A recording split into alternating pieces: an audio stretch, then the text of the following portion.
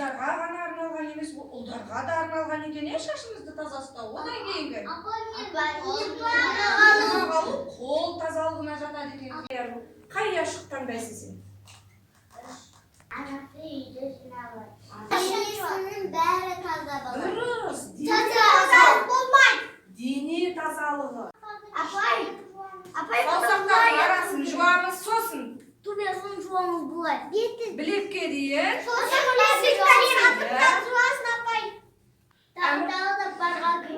Парға кіреді.